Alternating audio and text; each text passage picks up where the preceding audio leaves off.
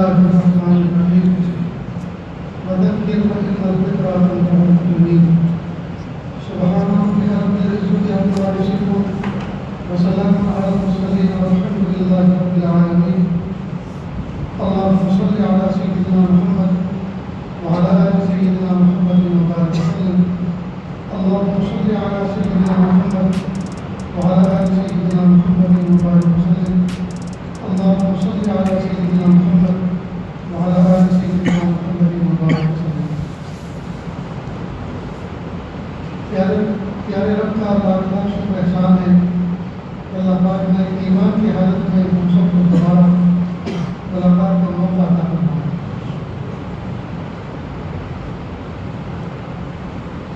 آج کی مجلس میں میرے بہت پیارے رفیق اور دوست مولانا جلال صاحب اللہ تعالیٰ جنت الفردوس کو اعلیٰ مقام عطا فرمائے.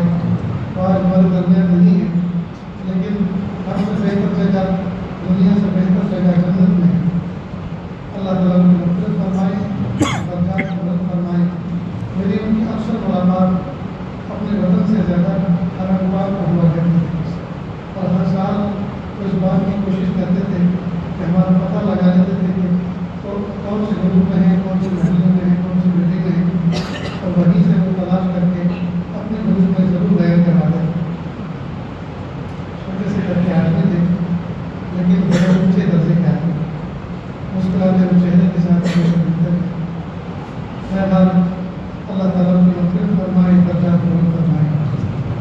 کیونکہ دوستوں کسی نے محفوظ شعر کہا موت سے کس کو کچھ پگاری ہے, آج وہ تو کل تمہاری بات ہے. دنیا میں موت ایک ایسی چیز ہے جس کا انکار آج تک کسی بیوقوف اور عقل مند نے نہیں کیا. یہاں تک کہ خدائی کا دعویٰ کرنے والے دنیا میں بیوقوف پیدا ہوئے, لیکن جو اللہ رب العالیٰ اپنے آپ کو کہتے تھے وہ بھی موت سے ڈرتے تھے. اللہ کے وجود کا تو لوگوں نے انکار کیا, لیکن موت کا انکار آج تک کسی نے نہیں کیا کہ موت کوئی چیز نہیں. موت ایک اٹل حقیقت ہے. یہ بادشاہوں کو بھی آتی ہے, فقیروں کو بھی آتی ہے, جوانوں کو بھی آتی ہے, بوڑھے اور بچوں کو بھی آتی ہے, صحت مندوں کو بھی آتی ہے, کمزوروں کو بھی آتی ہے, پڑھے لکھے لوگوں کو بھی آتی ہے, جاہلوں کو بھی آتی ہے. اگر حکمت و دانائی سے اس کو ٹالا جا سکتا تو بڑے بڑے محکمہ اطباء اور ڈاکٹر کبھی موت کی گھاٹ بند کرتے. اگر محبتوں کے ذریعے سے اس کو ٹالا جا سکتا تو پیاری ماں اپنے بچوں کو کبھی مانگنے نہ دیتی. اگر بادشاہی قوت کے ذریعے سے اس کو ٹالا جا سکتا تو فرعون, حامان, قارون یہ لوگ کبھی نہ مان پاتے. جی موت ایک حقیقت ہے. انبیاء کو بھی آئی, یہ صحابہ کو بھی آئی, یہ بزرگوں کو بھی آئی, یہ مجھے بفاق کو بھی آئی. عقل مندی کا تقاضا یہ ہے کہ ہم موت کے آنے سے پہلے اس کی تیاری کریں. افسوس کی بات یہ ہے کہ ہم دنیا کے معاملات میں بڑے ہوشیار, دنیا کے معاملات میں ہم پلاننگ کرتے ہیں, لیکن آخرت کے بارے میں, اللہ کی محبت کے بارے میں ہم پلاننگ نہیں کرتے. مثلا یہاں سے ہمیں مدراس کا سفر کرنا ہو اور 2-3 دن کا سفر کرنا ہو تو ہم اس کی پلاننگ کریں گے. کیا پلاننگ؟ 2-3 جوڑی کپڑے دھو کے رکھیں گے, پرہیز کر کے رکھیں گے. جی اگر کوئی دوائی استعمال کرتے ہوں گے تو اس دوائی کی کٹ بنا کے رکھیں گے. اسی طرح اگر اور کسی چیز کی ضرورت ہوتی ہو ہمیں گھر سے باہر اس کو بھی استعمال کر رکھیں گے. اسی طرح دونوں جیب پیسوں سے بھریں گے. یہ ساری پلاننگ کریں گے. تو جو پوری پلاننگ کے ساتھ سفر کرتا ہے, ٹکٹ کنفرم لیتا ہے, پیسے پورے ساتھ میں رکھتا ہے اور کپڑے بھی صاف ستھرے ساتھ میں رکھتا ہے, موسم کے اعتبار سے ٹھنڈے گرم کپڑے بھی ساتھ میں رکھتا ہے. جی تو وہ بندہ سفر انجوائے کرتے کرتے, مزے کرتے کرتے کرتا ہے, مزے کے ساتھ وہ سفر کرتا ہے. ٹھیک بالکل اسی طرح اگر سفر کی تیاری نہ ہو, اچانک ساتھی نے کہا ٹکٹ کنفرم ہو گیا, کل چلنا ہے, یار کل چلنا ہے, کل تیاری بھی نہیں, تو میں کچھ نہیں جانتا, فوراً چھوڑ کے چلنا ہے, سب ساتھی تیار ہیں, تمہیں ایک طرح دینی تھی دے دی. اور اس کے پاس کپڑے دھلے ہوئے تھے اور دھلے ہوئے تو فریش نہیں. ایک دوائی استعمال کرتا ہے تو وہ دوائی دکان پہ آئی نہیں تھی اور آگے کہیں ملتی بھی نہیں ہے اور پیسے بھی پورے نہیں ہیں, پیمنٹ کہیں سے آنا تھا. تو مت پوچھو کہ یہ آدمی سفر میں کتنا بے چین ہوتا ہے, کیونکہ تیاری نہیں ہوتی. ٹھیک بالکل اسی طرح آخرت کے سفر کی تیاری میں اگر کوئی بندہ کر کے چلتا ہے، آخرت کے سفر کی تیاری سبحان اللہ دنیا کو چھوڑنا اس کے لیے سب سے آسان کام ہوتا ہے، اور اللہ کی محبت اس کا محبوب مشغلہ ہوتا ہے، مزے مزے کے ساتھ وہ دنیا سے جاتا ہے۔ حضرت مفتی احمد خان پوری صاحب دامت برکاتہ جامعہ داخل کے جی صدر مفتی استاد حدیث، ان کے بھائی کا واقعہ آپ کو سناتا ہوں۔ وہ سعودی میں کسی جگہ کام کر کے کافی گزر آئے اور شب جمعہ میں اکثر حرم میں پہنچ جاتے اور حرم میں پورا ٹائم کیش کرتے، تلاوت، روزگار، تمام جو بھی سارے، اور بقدر ضرورت حرم کے باہر نکلتے بہت جلدی سے کھا پی کے چلا کر کے اور حرم میں چلے جاتے، پورا وقت وہاں بتاتے چھٹی کر کے۔ پھر اپنے وطن آ گئے، بچوں کے احکام سے فارغ ہو گئے، پڑھائی سے فارغ ہو گئے، گھر بنایا، بچوں کو پڑھائی لکھایا۔ ایک دن رات کو اٹھے، اہلیہ سے کہا دیکھو میرے دنیا سے جانے میں صرف 1 گھنٹہ باقی رہ گیا، ایسا کرو جو قریب میں اپنے رشتے دار ہیں اس کو جلدی سے اطلاع کرو، اور کتنے سب آئیں آپ زمزم کا جو کین رکھا ہوا ہے اس کو اتارو، مجھے زمزم پلاؤ اور فلاں صورت میرے سامنے پڑھو، اور کہا دیکھو تب صرف آدھا گھنٹہ باقی رہ گیا، اور یوں کرتے ہوئے اچھا اللہ حافظ، محبتوں کے ساتھ رہنا، لا الہ الا اللہ محمد رسول اللہ اکٹھا کریں۔ ایسا لگتا ہے جیسے کوئی سیٹنگ کر دو ترقی اور طریقوں کے ساتھ۔ میرے ایک رشتے دار تھے پڑوسی ملک میں پاکستان میں، حافظ قرآن، فجر کی نماز پڑھی، رمضان مبارک میں سحری کھائی، فجر کی نماز پڑھی، اپنے نیت جتنے بھی ان کو بٹھایا، کسی جگہ سفر کر کے جانا تھا، ہم کیمپ پہنچنا، ان دن موٹر وے پہ گاڑی چلتی تھی فل اسپیڈ، فوراً دھیرے دھیرے دھیرے بریک لگائی، کنارے لائے اور ایسے ہاتھ لکھ دیا، اڑائی اور ان کا لا الہ الا اللہ محمد رسول اللہ صلی اللہ علیہ وسلم انتقال۔ یہی اگر انتقال آن دی وے ہو جاتا، آن ڈرائیونگ ہو جاتا تو نہ جانے کتنا بڑا حادثہ وجود میں آتا۔ تو آخری سحری کھائی، روزے کی نیت کی، فجر کی نماز پڑھی، غیر زندگی کی آخری نماز پڑھی، اور کتنی شان کے ساتھ کلمہ پڑھتے دنیا سے چلے۔ میرے بھائی ہم تیاری کر کے رکھے ہوں گے، حضرت الفقہ صاحب لکشمن رکھے اپنے ملک میں تھے، ان کو پتہ چلا کہ شہر میں ہمارے ایک بہت پیارے ملنے والے ہاسپٹلائزر بہت سیریس ہے، حضرت گئے ہاسپٹل، ان کا بڑا بیٹا لمبا بڑا تھا، سامنے سارا حضرت بہت اچھا ہوا آپ تشریف لائے، اور رونے لگے، کہا ان کو ایسی بیماری ہے، کینسر اس طرح کی ہوئی ہو، کہا حضرت ان کو ایسی بیماری ہے، ڈاکٹر نے فائنل جواب دے دیا ہے، اس بیماری میں اس کنڈیشن میں زیادہ سے زیادہ یہ 8-10 دن جی سکتے ہیں، اس سے زیادہ نہیں، اس لیے جو خدمت کرنا کر لو، لیکن پلیز حضرت ان سے مت کہنا۔ کہا مجھے لے کے چلو، مجھے لے کے چلو، میں جانتا ہوں مجھے ان سے کیا کہنا کیا نہیں کہنا۔ چنانچہ اللہ کی شان، حضرت نے کرسی اٹھائی، ایک طرف رکھی، بیٹھے، سب دوسرے رشتے دار نہیں تھے موجود، حضرت نے ان سے کہا کہ بیمار تھے، بیڈ ریسٹ پر تھے، حاجی صاحب اللہ کا شکر ہے کہ اللہ پاک نے مجھے آپ سے ایمان کی حالت میں ملاقات کرائی۔ دیکھو ایک بات سنو، میرا اور آپ کا عقیدہ ہے کہ موت اٹل حقیقت ہے، اپنے وقت پر آتی ہے، ایک لمحے پہلے نہ بعد میں، تو بالکل اللہ پاک نے آپ کو کروڑوں انسانوں سے بہتر بنایا، آپ کو حاجی نمازی بنایا، آپ کو اللہ پاک نے پوری روزیاں عطا فرمائی، اور آپ کے اکثر بچوں کے فریضے بھی ادا ہو چکے، جیسی شادیاں ہو چکی ان کی، تو اللہ نے کتنی نعمتوں میں آپ کو رکھا، اگر اس میں کوئی شک نہیں، میرے اللہ نے مجھے بڑی نعمت میں رکھا۔ اب میں آگے کی ایک بات آپ کو بتانا جا رہا ہوں، موت بتانے سے آدھی جاتی اور چھپانے سے چلی نہیں جاتی، واپس نہیں ہو جاتی۔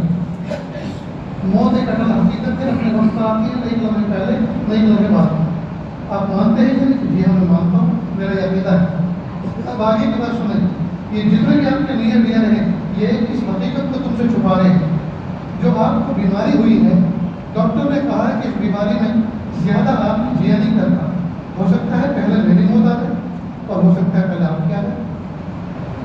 گارنٹی میری بھی نہیں اور آپ کی بھی نہیں، لیکن ڈاکٹروں کا یہ کہنا ہے کہ جس بیماری سے آپ گزر گئے تو اس میں ہفتے ہفتے سے زیادہ آپ کی جیا نہیں کرتا. لیکن ایک بات سمجھ لیں، یہ تو ان کا ایک اندازہ ہے کہ آپ بتا آپ کو کتنے لمبی عمر دے. بہرحال کچھ بھی ہو، میں آپ کو ایک نصیحت کرتا ہوں، یہ 8-10 دن کا ٹائم پرائم ٹائم ہے، یہ کوئی معمولی ٹائم نہیں ہے، بڑا ٹائم ہے. آپ پہلی فرصت میں 2 رکعت پڑھیں صلاۃ التوبہ اور اللہ سے سچے دل سے معافی مانگے، اللہ مجھے معاف کرے. دوسرا کام یہ کریں، جو دل کے اندر آپ کے راز ہو اپنی نیت دیے بچوں کو بلا لیں اور وہ راز بتا دیں، چھپا کے نہ لے جانا. جو بھی مال کے اعتبار سے ہے، لین دین کے اعتبار سے ہے، رشتے ناطے کے اعتبار سے وہ راز بتا دیں. چنانچہ حضرت نے نصیحت کی، حضرت تو چلے گئے، انہوں نے 2 رکعت پڑھی، پھر اپنے بچوں کو بلایا، بڑے بیٹے کو سامنے بلایا قلم کاغذ لے کر، اور اپنے رشتے داروں کو بلایا، کہا بیٹا دیکھو فلاں فیکٹری میری ہے، فلاں جائیداد میری ہے، لکھو فلاں جگہ اتنا میرا مال پھنسا ہوا ہے، وہاں سے لینا ہے، اور اتنا پیسہ کسی جگہ دینا ہے جو میرے اکاؤنٹ کو بول دیں، فلاں فلاں بینک میں میرا اکاؤنٹ ہے، یہ لکھو تفصیل. اب میری روح نکلنے کے بعد شریعت محمدیہ کے مطابق اس کا جو ضابطہ قانون ہے وہ علماء مفتیان کرام سے پوچھ کے اس کے مطابق اس کو تقسیم کریں.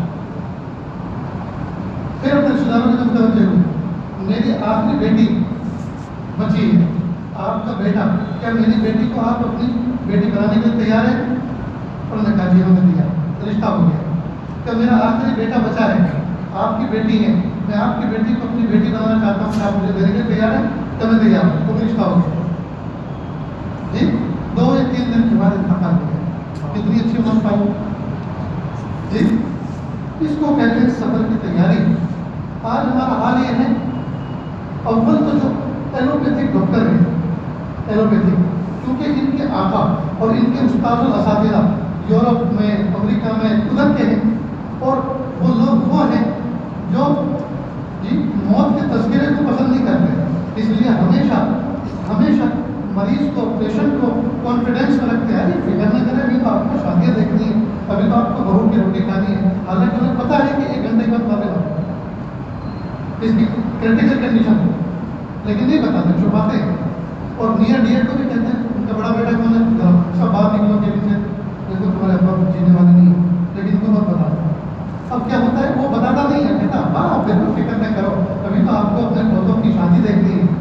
اور یہاں تک کہ وہ انتقال کر جاتا ہے، بغیر کلمہ پڑھے ہوئے باپ دنیا سے جاتا ہے، اور بچہ اس کا ذمہ دار ہوتا ہے بغیر کلمہ پڑھے باپ کو روشن کرنے کا. اگر ہم سلیقے سے کہہ دیتا وہ میرا آپ کا ایمان ہے، آپ نے ہمیں پالا پوسا بڑا کیا، جی ہم اپنے پیروں پہ کھڑے ہیں، ہم آپ کے آنکھوں کی ٹھنڈک بننے کی کوشش کرتے ہیں، اور ابا بہت اس آدمی کے ساتھ لگی ہے، پتہ نہیں میں پہلے مر جاؤں آپ مر جائیں، لیکن جو آپ کی بیماری ہے یہ بیماری کی علامت ہے، ڈاکٹر کہتے ہیں یہ سمٹم اچھے نہیں ہے، اس لیے آپ توبہ کر لیں، 2 رکعت پڑھ لیں، کلمہ پڑھیں، سب معافی تلاش کر لیں. کوئی تمہارے دل میں کوئی امید تمنا ہو کھانے پینے کی یا کہنے سننے کی، تو آپ غلط کہہ دیں. تو کتنی اچھی بات کلمہ پڑھ کے توبہ کر کے دنیا سے جائے. بلکہ میں تو ڈاکٹر حضرات کو کہتا ہوں، بھائی اگر اللہ نے آپ کو ایمان دیا ہے تو آپ پیشنٹ کو اپنے کیبن میں بلائیں اور اپنا ڈریس پہن کر اوپیڈی میں جانے سے پہلے آپ کو 2 رکعت پڑھیں اور مریض سے کہہ دیکھو میں نے آپ کو آپریشن کرنے کے 2 رکعت پڑھی ہے اور آپ کی شفا کی اللہ سے دعا کی، اور آپ جیسے نہ جانے والے کتنے آپریشن کیے ہیں اور اللہ نے کامیاب فرمائے. لیکن ایک امکان اس بات کا ہوتا ہے نا کہ کیا پتا اللہ تعالیٰ کو میری موت آپریشن کرتے ہوئے مقدر ہو کہ میں آپریشن کرتا ہوں مر جاؤں.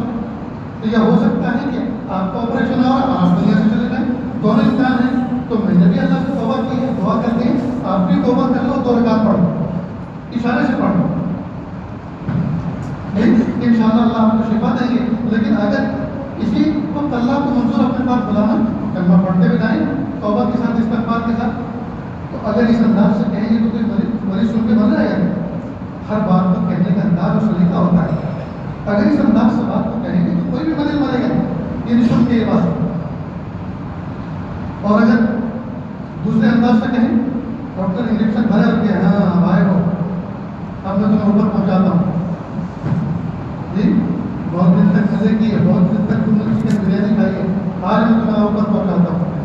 تو آپ نے کہا اگر مر گئے کہنے کے انداز میں تو ہوتے ایسا کہنے کی کیا ضرورت ہے کہ دیکھو میں نے بھی نماز پڑھ لی ہے، میں نے بھی آپ کی شفا کے لیے دعا کی ہے، میں نے بھی 150 روپئے صدقہ نکالا ہے، اللہ اس آپریشن کو کامیاب فرمائے، لیکن ہو سکتا ہے میں آپریشن کرتا ہوں موت کی گھاٹ اتر جاؤں اور اللہ مجھے بلا لے، اور ہو سکتا ہے آپ کو بلا لے، دونوں امکان ہے، اس لیے میں نے بھی نماز پڑھ لی ہے، دعا کی ہے، اور آپ بھی پڑھ لو، انشاءاللہ اللہ آپ کو شفا دیں گے۔ تو دیکھو تسلی بھی دیتی اور آخری کام بھی پورا کر لیا، کیا توبہ استغفار کرانے کا، کیا ہی اچھی بات۔ اس لیے دوستو جب دنیا کے اعتبار سے، کاموں کے اعتبار سے ہم پلاننگ کرتے ہیں تو اپنی آخرت کی بھی پلاننگ کر کے رکھیں۔ یہ جو پینڈیمک حالات چل رہے ہیں، یہ جو حالات کرونا وائرس کے جی اس بیماری کے زمانے میں تو کیسے پیارے پیارے افراد ہمارے دوست احباب دنیا سے چلے گئے، کتنے علماء صلحاء چلے گئے، کتنے پیارے دوست احباب چلے گئے جی۔ اس لیے ہمیں چاہیے کہ ہم اپنی آخرت کو بنائیں۔ میں آج کل ایک بات اپنے سبب کے طور پہ سب کو کہہ رہا ہوں، آپ بھی سن رہے ہیں، ہو رہی ہے عمر مثل برف کم، رفتہ رفتہ چپکے چپکے دم بدم، ہو رہی ہے عمر مثل برف کم، رفتہ رفتہ چپکے چپکے دم بدم۔ جس طرح برف پگھلتا ہے کوئی شور بھی نہیں کرتا، اس کا وزن گھٹتا ہے اور شور بھی نہیں کرتا، ہنگامہ بھی نہیں کرتا، ٹھیک اسی طرح سے ہماری زندگی کے لمحات اور ہماری زندگی کی عمر جی وہ پگھل رہی ہے، ہمیں پتہ نہیں چلتا۔ اس لیے ایک مثال سے اس بات کو سمجھیں۔ ایک آدمی نے برف کی لادی، برف کس کی خریدی، برف خانے سے 20 کلو 40 کلو، اب اس نے اس کے ٹکڑے کیے، 1 کلو، ½ kg، 2 kg، اس طرح کے لوگ، اس طرح کی ضرورتیں ہوتی ہیں لوگوں کو۔ اب وہ آواز لگا رہا ہے برف لے لو برف، تو جو اس نے بیچ دیا اس نے اس کو کیش کر لیا، کنورٹ کر لیا۔ برف پگھلنے والی چیز، مٹنے والی چیز، فنا ہونے والی چیز، اور آپ نے 1 kg بیچ کے 10 روپے کلو بیچ کر 10 روپے لے لیے، تو اب 10 روپے جو ہیں وہ پگھلنے والے نہیں، وہ گلنے والے نہیں، اس کو آپ نے منی میں، پیسے میں کنورٹ کر لیا، کیش کر لیا۔ تو پگھلنے والی چیز کو آپ نے، مائی چیز کو، پگھلنے والی چیز کو آپ نے ایک جامد چیز میں کنورٹ کر لیا، ٹھیک؟ تو جو آپ نے بیچ دیا، جو آپ نے کنورٹ کر لیا وہ تو نفع کا سودا رہا، اور جو نہیں بکا، جو نہیں بیچ سکے آپ، وہ پگھل گیا، وہ ضائع ہو گیا۔ ٹھیک بالکل اسی طرح زندگی کے لمحات بھی برف کے ٹکڑوں کے معنی میں، بلکہ برف کے ٹکڑوں میں نہیں، سونے اور چاندی، ہیرے اور جواہرات سے بھی زیادہ قیمتی ٹکڑوں کے معنی میں، لیکن ہیں برف کی طرح، یہ لوگ پگھلتے ہیں۔ جس لمحے میں اگر ہم نے کوئی تلاوت کر لی، ذکر کر لیا، اللہ اللہ کر لیا، کوئی کار خیر کر لیا، کسی کو ہدایت کی دعوت دے دی، ہدایت کر کر بلا لیا، ہدایت کا تعارف کرا دیا جی، کہ کوئی بھی نئے کام کر لیا، اس لمحے میں، اس وقت میں گویا آپ نے اس کو کنورٹ کر لیا نیکی میں، نیکی میں، اجر میں، اور جس میں کچھ نہیں کیا تو ضائع ہو۔ اب میں اور آپ ٹھنڈے دل سے سوچیں ہم نے اپنے لمحات زندگی کو کتنا ضائع کیا، کتنا ضائع کیا۔ اللہ کے محبوب صلی اللہ علیہ وسلم نے فرمایا جو شخص عشاء کی نماز جماعت کے ساتھ پڑھے، فجر کی نماز جماعت کے ساتھ پڑھے، تو پوری رات اللہ کے سامنے کھڑے ہو کر اس کی عبادت۔ محبوب نے فرمایا فجر کی نماز کے بعد جو شخص اپنی جگہ پر بیٹھا رہے، ٹھہرا رہے، اللہ اللہ کرتا رہے، عبادت کرتا رہے، ذکر و اذکار کرتا رہے، پھر سورج طلوع ہو جائے، تھوڑا سا بلند ہو، تو یہ شخص اٹھ کے 2 رکعت پڑھ لے اور عشاء پڑھ کے باہر نکلے، تو مقبول حج اور عمرے کا ثواب اس کو ملے گا۔ روزانہ کوئی حج عمرہ کر سکتا ہے، مکہ میں رہنے والا بھی روزانہ حج عمرہ نہیں کر سکتا، لیکن اگر فرض کرو کہ روزانہ اگر کوئی کر لے تو کوئی گارنٹی ہے کہ وہ مقبول ہے؟ لیکن اشراف پڑھنے والا، اپنی جگہ پہ بیٹھنے والا جو نکلتا ہے مسجد سے اشراف پڑھ کر، مقبول حج عمرے کا ثواب ملتا ہے گارنٹی طور پر۔ تو ہم نے کتنے حج عمرے ضائع کر دیے، کتنے حج عمرے ضائع کر میرے بھائی۔ اللہ تعالیٰ کی طرف سے تو ہمیں قدم قدم پر رحمتیں لوٹنے کا ہمیں موقع دیا گیا ہے، چانس دیا گیا ہے، کبھی ہماری، کبھی ہماری۔ ایک آدمی کو گھونی دے دی جائے اور سونے جواہرات کے ٹکڑے پہ گھیر دیے جائیں جی، اور اسے کہا جائے کہ اٹھا لو، اور وہ موج مستی کرتا رہے، کبھی اس کو دیکھ کبھی اس کو دیکھ، اور ان پہ سے گزر رہا ہے اور سوچ رہا ہے یہ تو پوری بستی میں بکھرے ہوئے ہیں، وہ آخر میں کہیں سے اٹھا لوں گا، اور پتہ چلا کہ آخر میں ایک گلی سے اڑا تو دروازہ بند ہو گیا اور آگے کچھ بھی نہیں، تو ضائع کیا، چانس ضائع کیا، موقع ضائع کر دیا اس نے۔ پھر بھائی مجھے اور آپ کو اللہ پاک نے دن اور رات، صبح اور شام، منٹ اور گھنٹے، ہفتے اور مہینے اور سال کی شکل میں اللہ پاک نے گولڈن چانس عطا فرمایا ہے، گولڈن چانس عطا فرمایا ہے کہ ہم اس میں نیکیاں کریں، گناہوں سے بچیں، تقوی اختیار کریں۔ دیکھو اللہ پاک نے 18,000 مخلوق تقریباً پیدا فرمائی، ایک روایت کے مطابق 18,000 مخلوق پیدا فرمائی، ان میں سے میں اور آپ بھی، اور کسی مخلوق کو اللہ پاک نے بے مقصد پیدا نہیں کیا۔ سوال یہ پیدا ہوتا ہے میرے اور آپ کا مقصد کیا ہے؟ میرے اور آپ کی پیدائش کا مقصد ہے اللہ کی محبت و معرفت کو حاصل کرنا، اللہ کی محبت و معرفت کو حاصل کرنا، یہ میرے اور آپ کا مقصد ہے، یہ ٹارگیٹ ہے، یہ ہدف ہے۔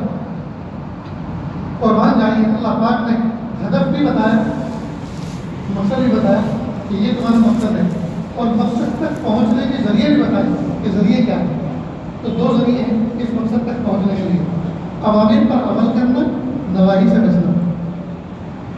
اوامر امر کی جمع ہے، اللہ پاک نے جو آرڈرز دیے ہیں کام کرنے کے، اس کو کہتے ہیں اوامر، اور نہیں کی جمع نواہی، یعنی جن کاموں سے اللہ پاک نے منع کیا ان کاموں سے بچنا۔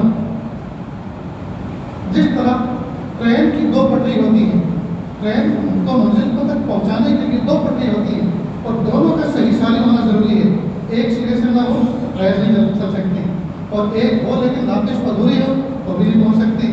ٹھیک بالکل اسی طرح اللہ تعالیٰ کی محبت و معرفت کے ہدف تک پہنچنے کے لیے دونوں ٹریک اوامر اور نواہی پر چلنا ضروری ہے، اور دونوں کا درست ہونا ضروری ہے۔ ہم میں سے بہت سے لوگ ہیں جو صف اول میں نماز پڑھتے ہیں، صدقہ نکالتے ہیں، زکوٰۃ دیتے ہیں، حج عمرے کرتے ہیں، خیر خیرات کرتے ہیں، جی اوامر پر عمل کرتے ہیں، لیکن نواہی سے نہیں بچتے، راتوں کو انٹرنیٹ پر فلمیں دیکھتے ہیں، برے برے تماشے دیکھتے ہیں، گالی گلوچ کرتے ہیں، بیوی بچوں پہ ظلم کرتے ہیں، پڑوسیوں کے ساتھ مختلفی کرتے ہیں، رشتہ داروں کے ساتھ عطا رحمی کرتے ہیں، یہ نواہی پر عمل نہیں کرتا، نواہی سے نہیں بچتا، تو یہ دھوکہ کھا گئی، یہ اللہ کی محبت و معرفت کو حاصل نہیں کر سکتا۔ ہم میں سے کچھ لوگ وہ ہیں جو کبھی کوئی گناہ نہیں کرتے، کبھی کسی کی بہو بیٹی کو بری نظر سے نہیں دیکھتے، کبھی قطع رکھنے نہیں کرتے، کبھی جھوٹ نہیں بولتے، کبھی غیبت نہیں کرتے، یہ لیکن نہ نماز پڑھتے ہیں، حج فرض ہے نہ حج کرتے ہیں، زکوٰۃ فرض ہے نہ زکوٰۃ دیتے ہیں، اوامر پر عمل نہیں کرتے، نواہی میں 100% مضبوط، لیکن اوامر میں بالکل صفر۔ کچھ وہ ہے اوامر میں 100% مضبوط، نواہی میں بالکل صفر۔ کچھ لوگ وہ ہیں 50% اوامر پر عمل کرتے ہیں، 50% نواہی سے بچتے ہیں۔ یہ سب کے سب دھوکے کھائے ہوئے ہیں کہ اللہ کی محبت و معرفت کو نہیں پا سکتا۔ اللہ کی محبت و معرفت کو پانے کے لیے ضروری ہے کہ ہم 100% اوامر پر عمل کریں اور نواہی سے بچیں۔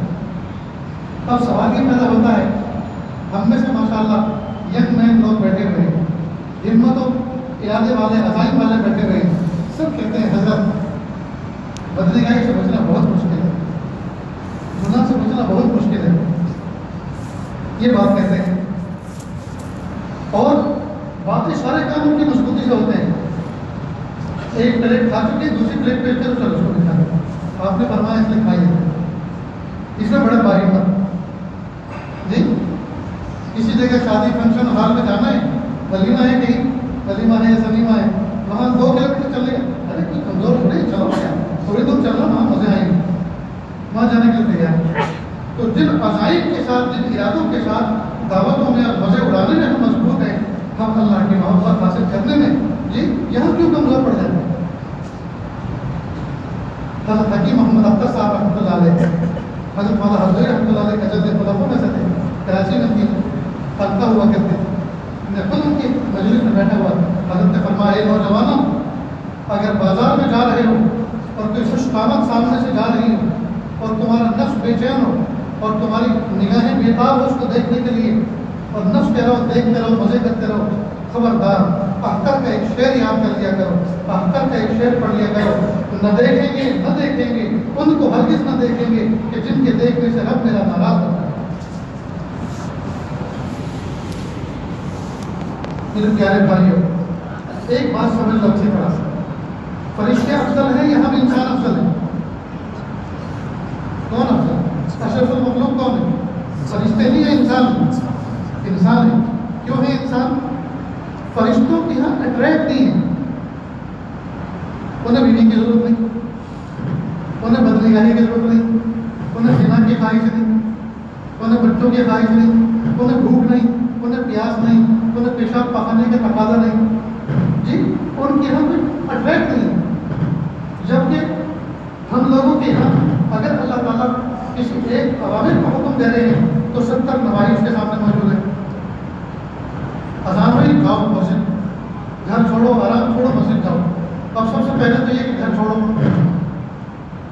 سب سے پہلے یہ کہ گھر چھوڑو۔ گھر کیسے چھوڑیں؟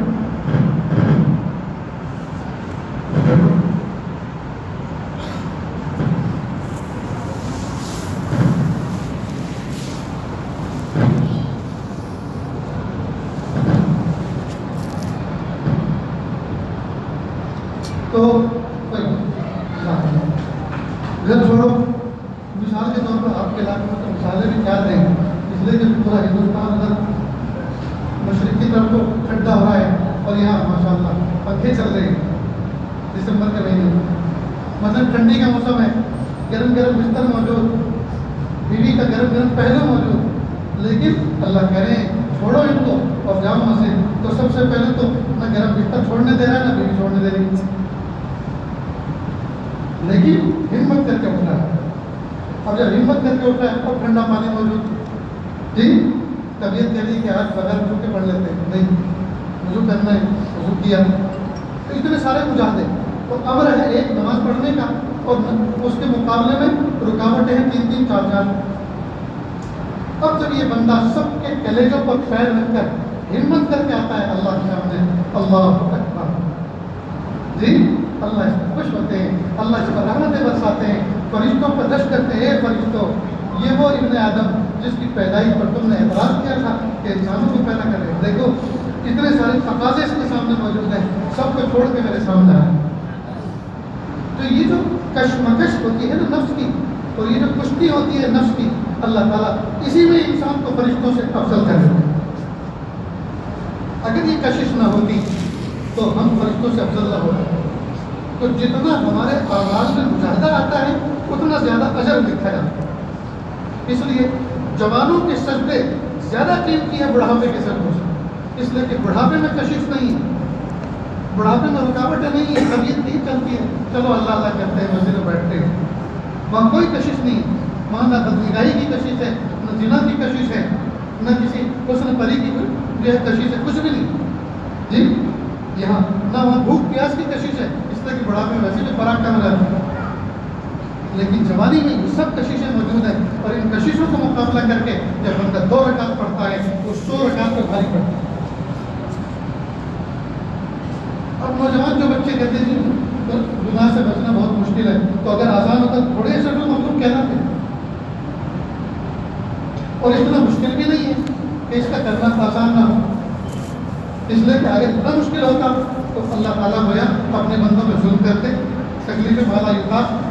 اللہ تعالیٰ نے کسی کام کا بھی حکم ایسا دیا ہی نہیں جس کا کرنا مشکل ہو، جس کا کرنا مشکل ہو۔ اللہ تعالیٰ کے جتنے اوامر و نواہی ہیں اگر یہ مشکل ہوتے اللہ تعالیٰ اپنے بندوں پہ ظالم کہہ رہا ہے، اور اللہ پاک اپنے بندوں پہ ظالم نہیں، لیکن مشکل اس لیے ہے کہ ہم اس کی پلاننگ نہیں کرتے، ہم کسی بزرگ کی صحبت پر رہ کر سیکھتے نہیں۔ اب مثال کے طور پر بہت بڑی اسکرین لگی ہے ٹیلی ویژن، جی اس پہ ننگی دھڑیں کی تصویریں اس میں حرکت کر رہی ہیں، اب آپ شوق سے دیکھ رہے ہیں، ہائے ہائے اللہ کیسے بچوں اس سے، اتنا مشکل ہے، اللہ اکبر، توبہ توبہ توبہ، بالکل ننگی، ایک دم ننگی، فل ننگی، کہ اللہ کیسے بچوں، بچ سکتے؟ لکھ کے دیتا ہوں کبھی نہیں بچ سکتے۔ ایک مثال سے سمجھو، نالی کے اندر ایک سکہ آپ کا پڑا ہوا ہے، گندی نالی کے اندر ایک سکہ پڑا ہوا ہے، پانی میں پانی ڈال رہے ہیں، پاک کرنا ہے، پاک کر کے نکالو گا، قیامت تک پانی بہاتے رہو گے، پاک نہیں ہوگا، پاک نہیں، ہمت کر کے اس کو نکالو۔ نکال کے اپنے ہاتھ کو بھی دھو لو اور 100 گرام پانی اس کو بہا کر پاس سکتے جی. تو جو گناہ کے اسباب ہیں پہلے ان کو روکو، پہلے ان سے بچو، ارادے کرو، اللہ سے توفیق مانگو. میرے پیارے رب یہ میرے بازو آزمائے ہوئے ہیں، ان سے کچھ ہونے والا نہیں ہے، اللہ مجھے توفیق عطا کرے. مضبوط ارادہ کرے، اللہ سے دعا کرے، اللہ سے توفیق مانگے، اس کے بعد پلاننگ تیار کریں. کیا پلاننگ؟ اب ایک دو باتیں ذرا آپ کو سمجھاتے ہیں. سب سے بزرگوں کی صحبت میں بیٹھ کر یہی چیزیں سیکھنے کو ملتی ہیں کہ ہم گناہوں کی پلاننگ کیسے کریں، گناہوں سے بچنے کی پلاننگ کیسے کریں.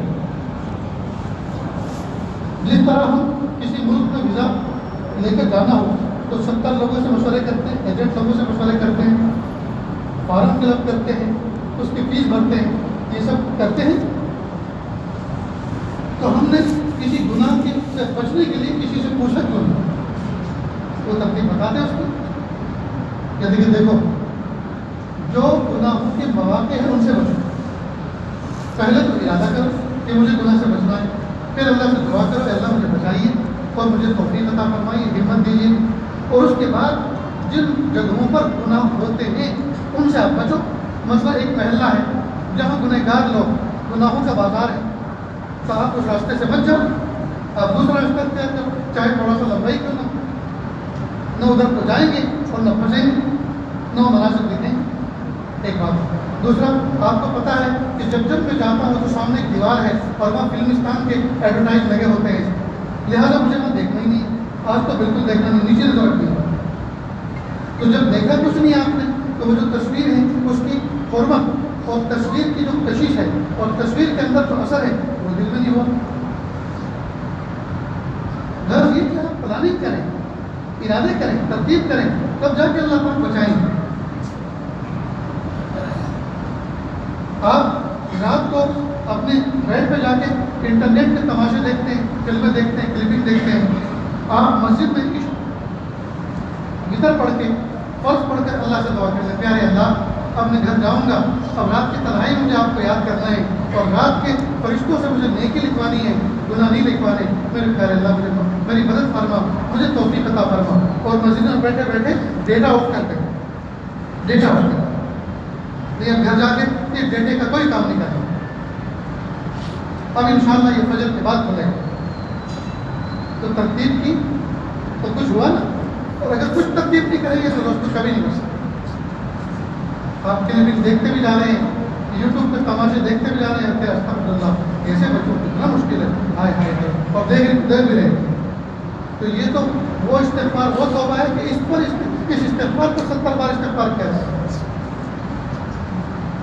اور سمجھداری دوستوں، اللہ پاک نے میری اور آپ کی پیدائش کا مقصد کیا بتلایا؟ اللہ محبت و معرفت. ہم اس لیے پیدا ہوئے ہیں کہ اللہ کی محبت و معرفت حاصل کریں.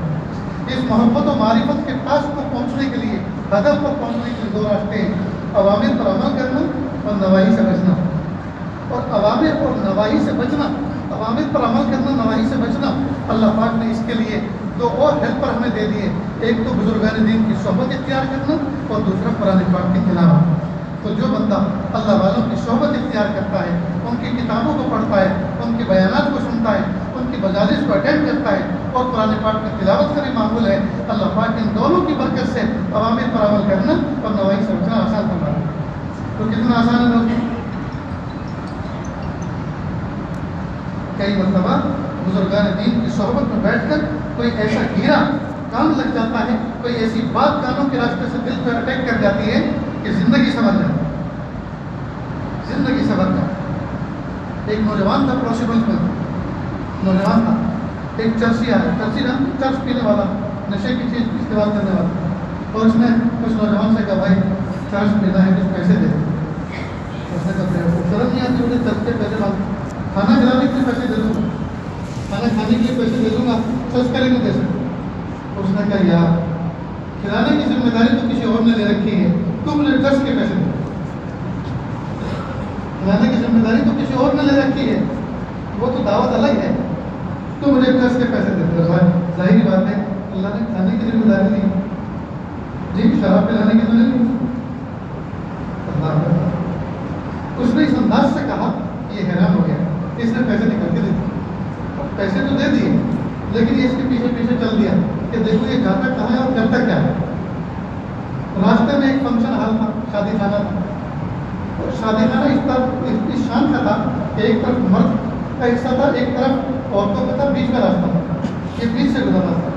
کھانا بنا تھا مردوں کے حصے میں اور جا رہا تھا عورتوں کی طرف. تو ایک شخص بریانی کی ٹرے لے کر جا رہا تھا, ٹھوکر لگی اور بیچ راستے میں گر گیا. اس نے پھر یہ جھاڑی اب واپس دینے کے لیے گیا, یہ چرسی وہیں بیٹھ کر تھا. میں اس کے پیچھے کھڑا تھا, اس نے مجھے دیکھا اور دیکھ کر کہا وہ کھلاتا تو ہمیشہ برتن ہی میں ہے لیکن آج کل ذرا ناراض چل رہا ہے. وہ کھلاتا تو ہمیشہ برتن ہی میں ہے لیکن آج کل ناراض چل رہا ہے, آج کل اس سے اندر چل رہا ہے. اور ہاں وہ قریب اتنا ہے کہ غصہ چاہے جتنا ہو جائے بھوکا کبھی نہیں چلاتا. ایک چرسی نے, ایک نشیڑی نے کیا پتے کی بات کہی, کیا پتے کی بات, کیا معرفت بھاری بات کہی کہ وہ قریب اتنا ہے, غصہ چاہے جتنا ہو جائے بھوکا کبھی نہیں چلاتا. کچھ باتیں ایسی ہوتی ہیں کہ اس موقع پر بات کو سن لیا جائے تو دل پہ چوٹ لگتا ہے. سلطان مراد, خلیفہ مراد ترکی کے خلیفہ گزرے, بھیش بدل کر پوری رات گھومتے تھے. اللہ کی شان ایک رات کو دیکھا کہ سڑک کے کنارے ایک شخص پڑا ہوا, ناک کے قریب ہاتھ لگے تو دیکھا سانس نہیں ہے, یہ تو وفات پا چکا ہے. لوگوں کو روکا, رہے بھائی آپ کے محلے میں یہ پڑا ہوا ہے, وفات پا چکا ہے, آپ کو جانتے ہو. اس نے کہا جی کیا اس کے چکر میں پڑے ہو, تو شراب پی کے پڑا ہوگا, بہت برا آدمی تھا. تو سنو, برا تھا یا اچھا تھا, اس وقت روح نکل چکی ہے. اب بحیثیت مومن کی ہمارا فریضہ ہے اس کو اس منزل تک پہنچائے. بتاؤ کوئی پہچانتا ہے؟ انہوں نے کہا جی قریب میں رہتا, کہ ہاتھ پیر پکڑو, میں بھی ساتھ آپ کی ہیلپ کرتا ہوں, چلو وہاں تک پہنچا دوں. لے کر گئے, دروازے پہ دستک دی, بیوی کو کہا آپ کے شوہر بہت خوش ہے. وہ لوگ تو محلے کے لوگ چھوڑ کے چلے گئے. سلطان مراد اور خادم ایک طرف کھڑے رہے اور وہ اس طرح سے کھڑے تھے کہ نہیں پتا تھا کسی کو کہ یہ وقت کا خلیفہ ہے. بیوی بہت روئی اور کہا میرے سردار, اپنے شوہر کو رو رہی ہے, میرے سردار میں قیامت کے دن گواہی دوں گی میرا شوہر اللہ تیرا ولی.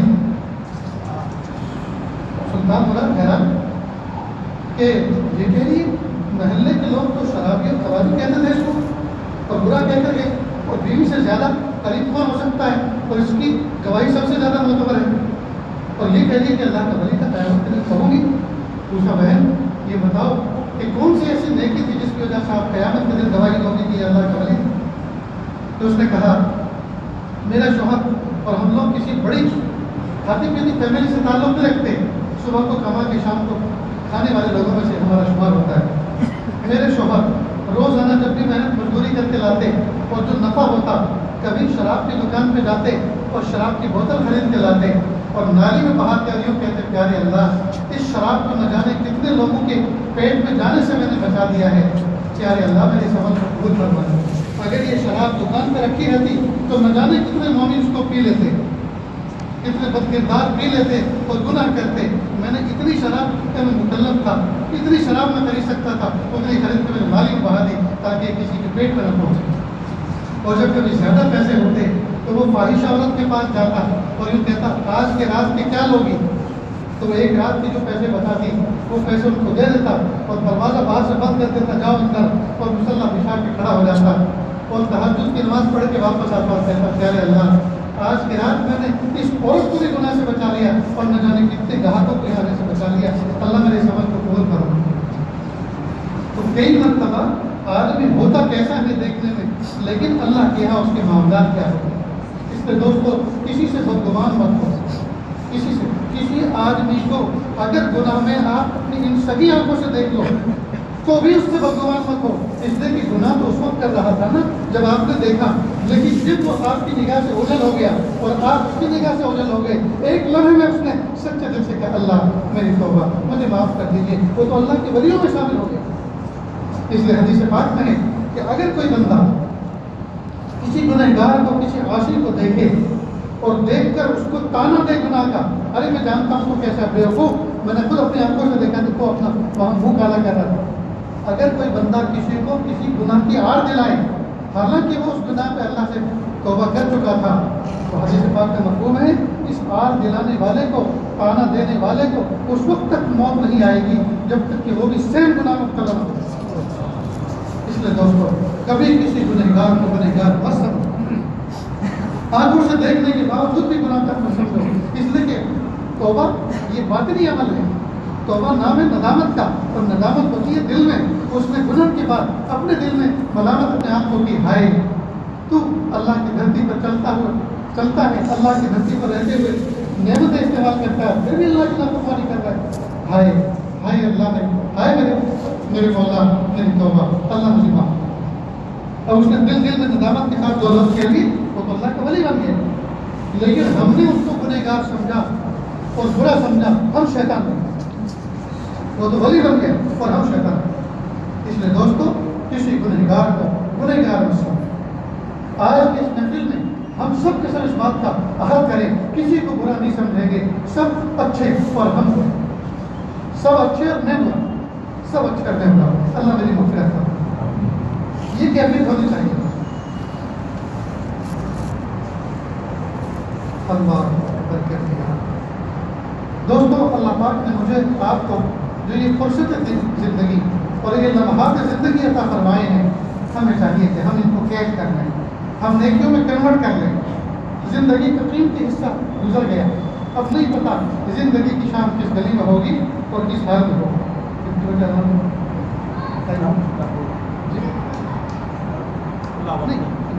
ریگولر ٹائم 8:30 بجے اذان تھا، 8:30 بجے اذان، 7:30 جن لوگوں نے دعا کی تھی کہ بیان جلدی ختم ہونا چاہیے تو ان کی دعا پور ہو چکی ہے، فکر نہ کریں، میں اپنی بات پوری کرنے جا رہا ہوں۔ اور صبح سے چلا ہوں، اور صبح سے نہیں کئی دن سے مسلسل چل رہا ہے، اس لیے بہت لمبی بات نہیں کرنی۔ بس دیکھو اگر کوئی آدمی تھوڑی سی بات پر عمل کر لے وہی بہت کچھ، اور کوئی آدمی بہت تقریر سنے عمل کچھ بھی نہ کرے تو بیکار ہے۔ اس لیے دوستوں خود ہی پوائنٹ جو باتیں میں نے آپ کے سامنے پیش کی ہیں جی، کہ خلاصہ یہ ہے کہ اللہ پاک نے میری اور آپ کی زندگی کا مقصد کیا بنایا ہے؟ محبت و معرفت حاصل کرنا، ہم اللہ کی محبت و معرفت حاصل کریں جی، اور اللہ کی محبت و معرفت حاصل کرنے کے لیے اللہ پاک نے 2 راستے بنائے ہیں، اوامر پر عمل کریں اور نواہی سے بچیں۔ اور اوامر اور نواہی پر عمل کرنے کے لیے اللہ پاک نے 2 ہیلپر دیے ہیں۔ ہم اپنے زمانے کے اپنے دور کے بزرگان دین کی صحبت میں بیٹھیں، مسجد وار حلقوں میں بیٹھیں، فضائل اعمال کی تعلیم سنیں، جو حدیث پاک سنائی جائے ان کو سنیں جی، اس سے نفع ہوگا، اور قرآن پاک کی تلاوت کا اہتمام کریں۔ آج کل دوستوں قرآن پاک کی تلاوت کے بارے میں ہم لوگ بہت کوتا واقع ہیں، بہت کوتا واقع ہوئے، صرف رمضان میں تلاوت کرتے ہیں، پورے سال تلاوت کی توفیق نہیں ملی۔ گھروں کے اندر قرآن پاک کے ڈھیر لگے ہوئے ہیں، لیکن سب پہ گرد چڑھے ہوئے ہیں، کوئی قرآن پاک نہیں پڑھتا۔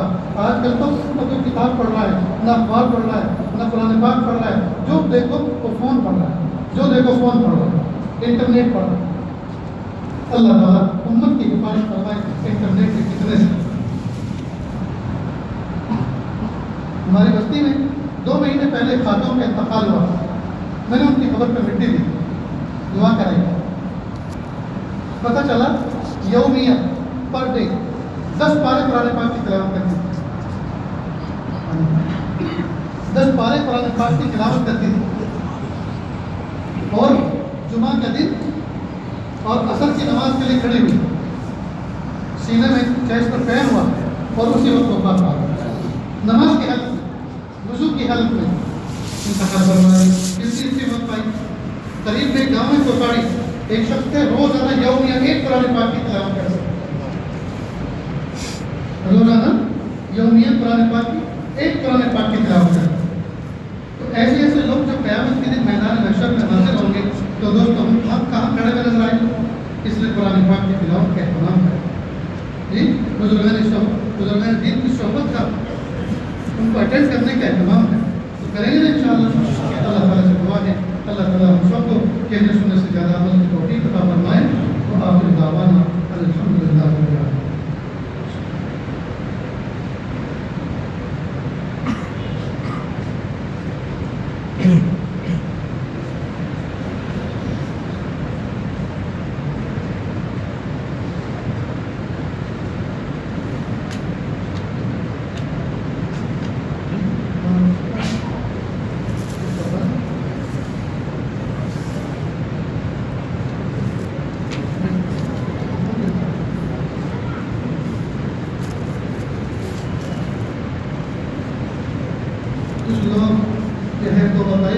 شریف لانا چاہتے ہیں.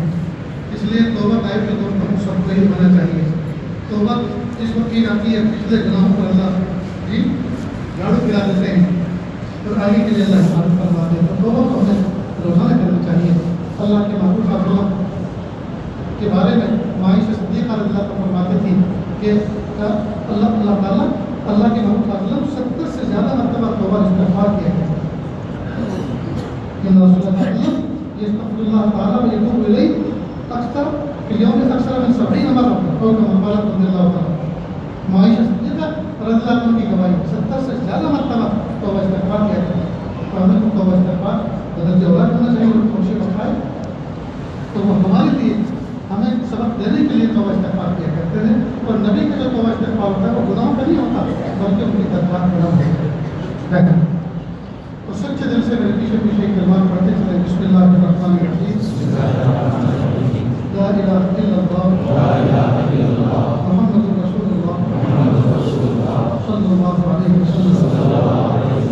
اشہد ان لا الہ الا اللہ واشہد ان محمدا عبدہ ورسولہ. استغفر اللہ ربی من كل ذنب واتوب الیہ. استغفر اللہ ربی من كل ذنب واتوب الیہ. صلی اللہ تعالی علی خیر خلقہ محمد وعلی آلہ واصحابہ اجمعین برحمتک یا ارحم الراحمین. کل کے معاملات آپ کو بتاتے ہیں ابتدائی. جیسے جیسے رابطہ رکھیں گے اور ملاقات ہوگی آپ کی طلب شوق کو دیکھ کر اس کے بعد کسی کو اذکار آگے تبدیل بھی کر سکتے ہیں اور بڑھائیں گے. ٹھیک ہے. ہلکے پھلکے معاملات کیا ہیں؟ ایک تسبیح استغفار کی, ایک درود شریف کی, ایک تیسرے کمرے کی صبح شام پڑھیں. یہی معاملات جو بتائے جاتے ہیں ہلکے پھلکے, اس سے انشاءاللہ اندر جو ہے صلاحیت پیدا ہوگا. جب رابطہ کریں گے اور طبیعت کو دیکھیں گے پھر ذکر خفی بتائیں گے, مراقبہ بتائیں گے, ذکر جاری بتائیں گے تو بعد میں فیصلہ ہوگا. لیکن ابتدا کر دیں استغفار, درود شریف, تیسرا کلمہ صبح شام, ایک ایک تسبیح. قرآن پاک کی تلاوت ایک پارہ روزانہ, ایک پارہ ایک نشست میں نہیں پڑھنا. تھوڑا صبح میں, تھوڑا دوپہر میں, تھوڑا شام میں, تھوڑا سونے سے پہلے. تو دو دو تین تین صفحے بھی اگر ایک ایک نشست میں آپ پڑھیں گے تو انشاءاللہ سونے سے پہلے پہلے ایک پارہ رہے گا. اسلامی تاریخ کے اعتبار سے اگر ایک ایک پارہ پڑھیں تو اسلامی تاریخ بھی یاد رہے گی, پارہ بھی یاد رہے گا. اور 29 تاریخ کو چاند دیکھ لیں, اگر دکھ گیا تو تیسرا پارہ باقی ہے, عشاء کے بعد پڑھ لیں اور سب مل کے اجتماعی دعا کر لیں گے کہ افراد. اور کل سے پہلی تاریخ کو پہلا پارہ, اور اگر 29 تاریخ کو چاند نظر نہیں آیا تو کل کا پارہ باقی ہے, کل تیسرا پارہ پڑھ لیں. تو اس طرح سال میں 12 قرآن پاک تحفہ اللہ پاک آپ نے تیار کر دیا. کتنی بڑی بات رہے گی دوست, بہت افسوس کی بات ہے. اس سے سچی سے اچھی آسمان کی چھت کے نیچے کوئی کتاب نہیں ہے, لیکن افسوس اتنی عظیم الشان کتاب اللہ پاک نے ہمیں دی ہے, پھر بھی ہم اس کو اسی میں سے لگا پڑھ. حضرت عمر فاروق اعظم رضی اللہ عنہ قرآن پاک کو چنتے, سر پہ رکھتے اور کہتے ھذا دستور ربی, یہ میرے پیارے رب کا قانون ہے, دستور ہے. تو ایک پارہ قرآن پاک کی تلاوت یاد رہے.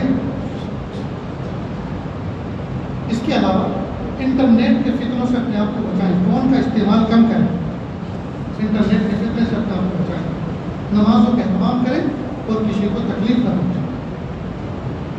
موٹی موٹی باتیں ہیں جو رول کی ہوا کرتی ہیں, ان باتوں پر عمل کریں گے اللہ تعالیٰ ان کی برکتوں سے آگے کے اعمال کی توفیق عطا فرمائیں گے اور دوسری ملاقات میں انشاءاللہ پر عمل ہوگا. یاد رہے گا اللہ کی توفیق عطا فرمائے. بسم اللہ الرحمن الرحیم. اللهم صل على سيدنا محمد وعلى آل سيدنا محمد وبارك وسلم. لا أحصي ثناء عليك إنك لا أثنيت على نفسك رب اغفر وارحم وأنت خير الراحمين. حسبي الله لا إله إلا هو عليه توكلت وهو رب العرش العظيم. الذي يظاهرنا آپ کے بندے حقیقت کی ہیں زندے, اللہ ہمارے حال پر رحم فرما. میرے پیارے اللہ, پیر کے ناخن سے لے کے سر کے بال تک گناہوں میں ڈوبے ہوئے, معصیت میں بکھرے ہوئے میرے پیارے اللہ, آپ کو یاد نہ کریں تو کس کو یاد کریں, آپ سے نہ مانگے تو کس سے مانگے.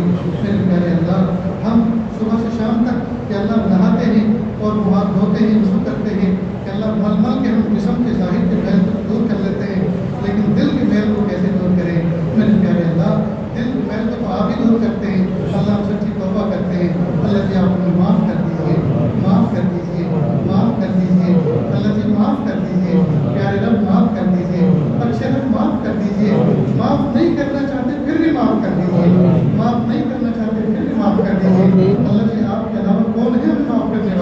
اللہ کون سا در ہے جس در پہ جا کے ہم اپنی معافی چاہیں اللہ معاف کر دیجیے معاف کر دیجیے پیارے اللہ کی محبت دے دیجیے اپنی معرفت دے دیجیے اپنا قرب دے دیجیے اپنی ولایت دے دیجیے تقویٰ دے دیجیے پاکیزگی دے دیجیے معرفت دے دیجیے مقام احسان دے دیجیے مقام احسان کا کامل احساس دے دیجیے اللہ ہم سب کو ایسا بنا دیجیے اللہ آپ کو پسند آ جائیں میرے پیارے اللہ ایک بچہ ایک ماں کے 5 بچے ہوں 4 صاف ستھرے ہوں 4 صحیح سالم ہوں اور ایک بچہ گندا ہو اس نے گندگی کی ہو ماں کی سب سے زیادہ توجہ اپنے گندے بچے کی طرف ہوتی ہے ماں جانتی ہے گھر میں مہمان آنے والے ہیں 4 تو صاف ستھرے ہیں ان کو تو کوئی بھی گود میں اٹھا لے گا کوئی بھی سینے سے لگا لے گا کوئی بھی بوسہ دے گا لیکن میرے گندے بچے کی طرف کوئی نظر اٹھانا بھی پسند نہیں کرے گا اس لیے پیارے اللہ ماں اپنے بچے سے محبت کرتی ہے اور گندے بچے کی طرف زیادہ توجہ دیتی ہے اللہ جی سنا ہے آپ کو سب ماؤں سے زیادہ مشکل مہربان ہے کہ اللہ ہم آپ کے گندے بندے ہیں ہماری زندگی پر آپ توجہ فرما دیجیے ہماری زندگی کی گندگی پر توجہ فرمائیے اور پیارے اللہ میں پاک کر دیجیے ہمیں صاف کر دیجیے پاک کر دیجیے صاف کر دیجیے پاک کر دیجیے صاف کر دیجیے میرے پیارے اللہ بچپن میں ہمارے کھلونے ٹوٹ جاتے تھے تو ہم رونے لگتے تھے اور ہم اپنی محبتوں کے ساتھ ہمارے کھلونوں کو چھوڑ دیا کرتے تھے کہ اللہ ہم ٹوٹے ہوئے بیٹھے ہم ٹوٹے ہوئے بیٹھے آپ نے جوڑ دی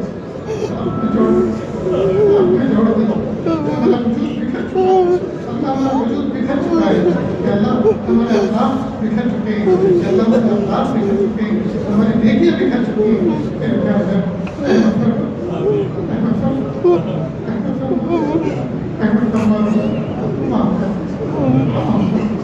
اللہ جی اب تو کئی مرتبہ ہم اپنے وجود سے مایوس سے ہونے لگے ہیں کہ اللہ ہم کب نیک بنیں گے اللہ جی آپ بنا اللہ آپ کی ذات تو وہ ذات ہے جو ہماری سیئات کو ہمارے گناہوں کو حسنات سے تبدیل کر سکتے ہیں اور تبدیل کرتے ہیں اللہ جی ہمارے گناہوں کو نیکیوں سے بدل دیجیے ہمارے گناہوں کو نیکیوں سے بدل دیجیے اللہ جس طرح سے آپ نے ہمارے سر کے بال کو ہمارے سر کے کالے بالوں کو ہماری داڑھی کے کالے بالوں کو سفیدی سے تبدیل کر دیا کہ اللہ ہمارے نام اعمال کی سیاہی کو سفیدی سے بدل دیجیے ہمارے دل کی سیاہی کو سفیدی سے بدل دیجیے کہ اللہ اس محفل میں نہ جانے کتنے دکھیارے نہ جانے کتنے ہم کے بارے بیٹھے ہوئے ہیں میرے پیارے اللہ سب کی تکلیفوں کو دور فرما سب کی دلی جائز دیکھ کر نام پورا فرما اس کے حالات کے فیصلے فرما تھوڑی سی محنت میں زیادہ سے زیادہ روزی عطا فرما اور بچے سب کی یاد گزارنے کی توفیق عطا فرما بچوں کو فرما بردار بنا کہ اللہ کے بچے بڑے ہو چکے ہیں جوان ہو چکے ہیں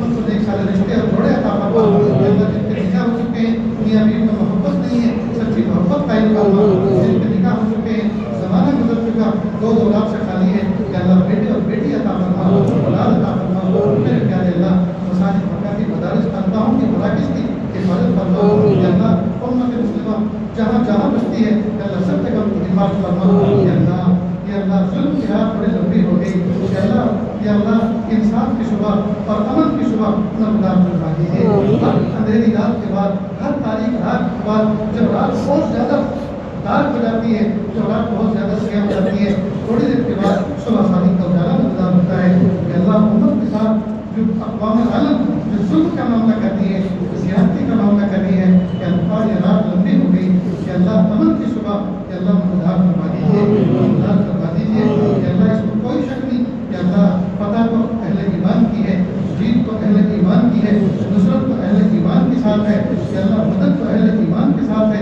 کہ اللہ آپ نے اہل ایمان کو پسند کیا ہے کہ اللہ کفر کے ساتھ اور باطل کے ساتھ آپ کی مدد کبھی ہو ہی نہیں سکتی کہ اللہ آپ کی مدد تو اہل ایمان کے ساتھ ہے کہ اللہ ہمارے ایمان کو کمی کر دیجیے اللہ ہمارے ایمان کو کمی کر دیجیے ہمارے کی پابندی کی توفیق دے دیجیے کہ اللہ ہمارے دلوں کو روشن کر دیجیے ہمارے گھروں کو روشن کر دیجیے کہ اللہ ہمارے دل میں کہ اللہ ظلم نے اندھیرے سے ڈرے ڈال رکھے کہ اللہ اس کو اجالے سے تبدیل فرما دیجیے کہ اللہ جو مانگا عطا فرما ایمان اس میں کہ وہ بھی عطا فرما کہ اللہ جو بیمار کو شفا عطا